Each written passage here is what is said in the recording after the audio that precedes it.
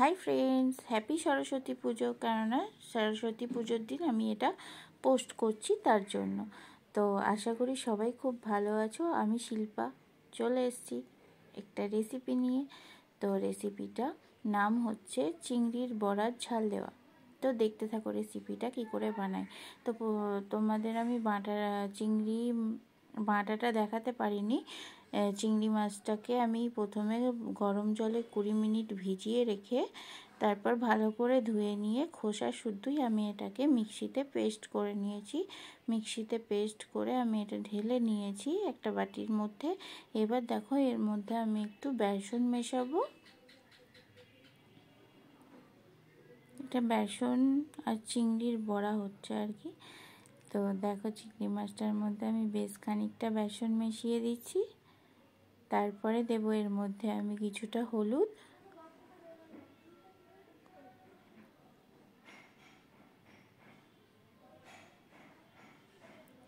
তারপর দেব নুন, মিষ্টি দিয়ে এটাকে ভালো করে মেখে নেব। ভিডিওটা দেখে তোমরা কিন্তু অবশ্যই এরকমভাবে ট্রাই করো, খুবই ভালো লাগবে খেতে। এখানে নুন দিয়ে দিয়েছি পরিমাণ অনুসারে, আর হলুদও দিয়ে দিচ্ছি এবার একটু, তারপর মিষ্টিও দিয়েছি। এবার সব কিছু একসঙ্গে মাখিয়ে নেব। তো এখানে আমি একটু মিষ্টিও দিয়ে নিয়েছি, এবার আমি এগুলোকে মেখে নেব। তো মেখে নিয়ে ফিরে আসছি তোমাদের কাছে। তো নুন, হলুদ, মিষ্টি আমি এটা দিয়ে মেখে নিচ্ছি।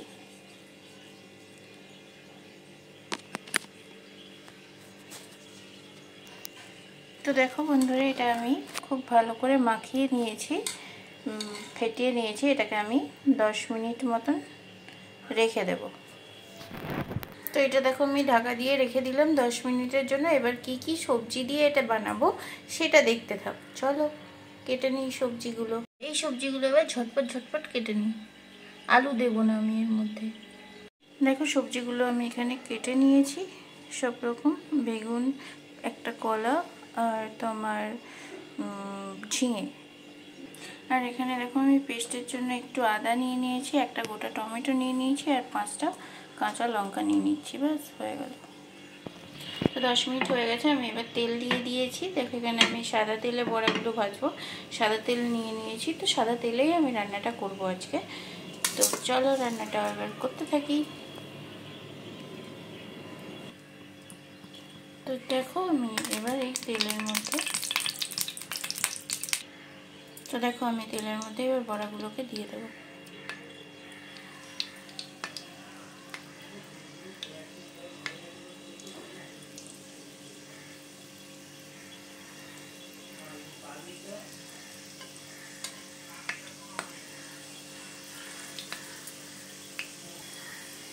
দেখো এগুলো এখন আমার এক পিঠ উল্টিয়ে ভেজে নেব। এক পিঠ হলে তো একটু ব্রাউন কালার আসা অবধি আমি ওয়েট করব। আর গ্যাসের ফ্লেমটা কিন্তু মাঝারিতে রেখেছি আমি।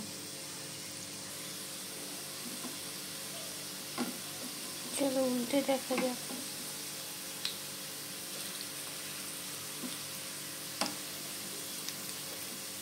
তো এরকমভাবে আমি সবগুলোকে উল্টে নেব।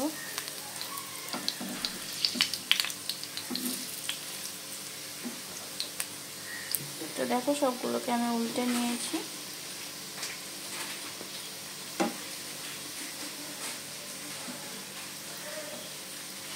তো দেখো এখানে বড়াগুলো ভেজে আমি তুলে নিয়েছি। এবার বাকি যে বড়াগুলো আছে সেগুলো ভেজে তুলে নেব। তো চলো বাকিগুলো তেলের মধ্যে দিয়ে দিই। তার আগে আমি আর একটু তেল দেবো এখানে। তো এই তেলটার মধ্যে আমি এবার 5 ফোড়ন দেবো। আর এখানে পেঁয়াজ রসুন আমি কুচিয়ে রেখেছি, এটা দিয়ে দেবো এবার 5 ফোড়নের মধ্যে। 5 ফোড়নটা ভাজা হয়ে গেছে, এর মধ্যে আমি পেঁয়াজ রসুন কুচিটা দিয়ে দিলাম।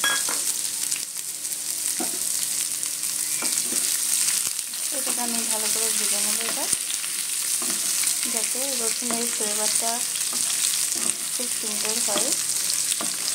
তার জন্য একটু নেড়ে চেড়ে নেব।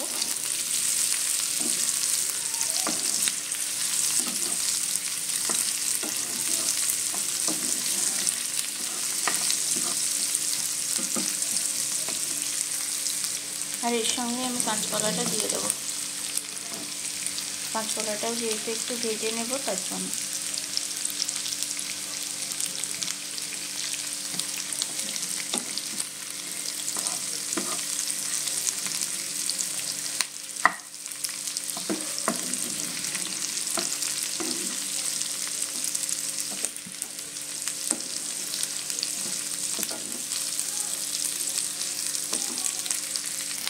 তো আমি একবারে সবজির অনুযায়ী নুনটা দিয়ে দিচ্ছি, মানে আমার সবজির পরিমাণে যেটা লাগবে সেটাই দিয়ে দিলাম একবারে নুনটা। এবার দেবো আমি হলুদ,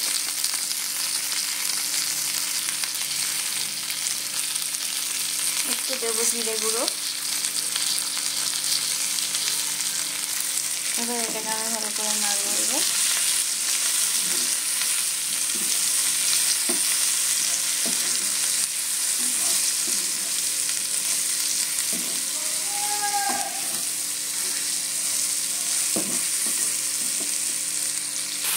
এবার যে পেস্টটা ছিল টমেটো, আদা আর কাঁচা লঙ্কা সেটা মিশিয়ে দিলাম। এবার আমি ভালো করে এটাকে কষবো।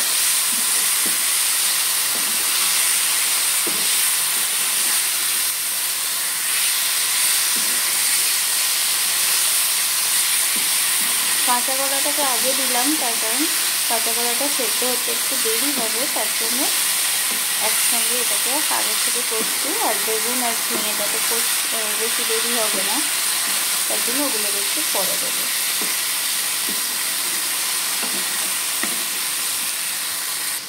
একটু জল দিয়ে কষাবো যাতে মশলাটা লেগে না যায় আর ভালো করে কষা হয়।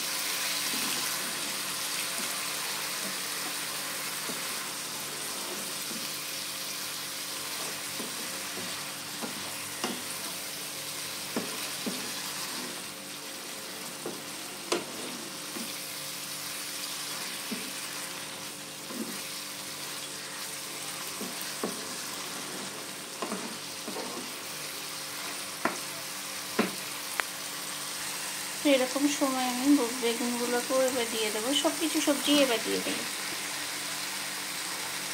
তো সবজিগুলো দিয়ে আমি একটু ঢেকে দিলাম যাতে সবজিগুলো ভালো করে মজে যায়।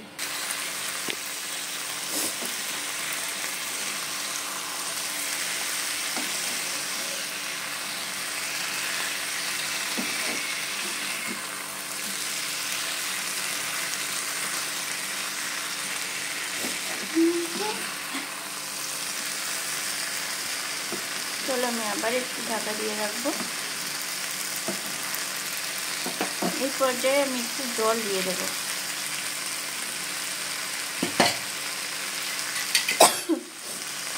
সরি,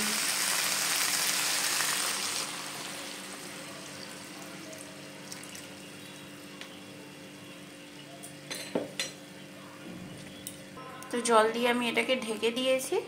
এবার তোমার ফুটে ওঠার পরে আমি এর মধ্যে দিয়ে দেব বড়াগুলোকে।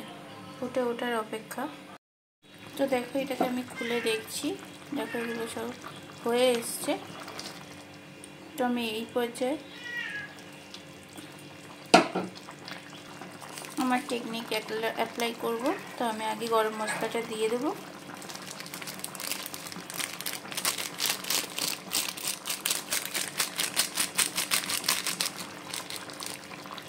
তো গরম মশলা দেওয়ার পরে আমি এটাকে একটু নেড়ে দেব।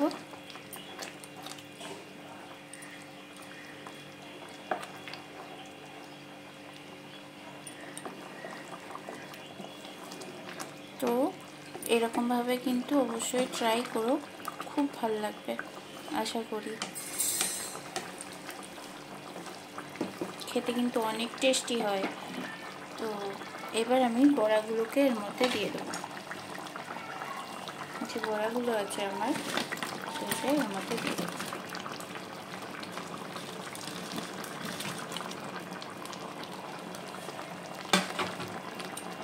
দিয়ে আবার এটাকে নেড়ে দেবো।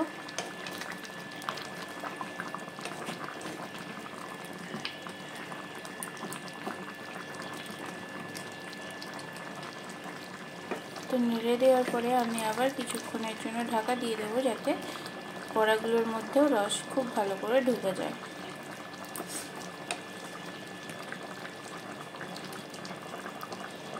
বড়াগুলো খুব ভালো সেদ্ধ হয়ে যায়, ওটার জন্য। এটা আমি আবার ঢেকে দিলাম আর আঁচটাকে একদম সিমে করে দিলাম। তো দেখো ঢাকাটা খুলে নিয়েছি, আমি এর মধ্যে ধনেপাতা ছিটিয়ে দেবো কয়েকটা একটু।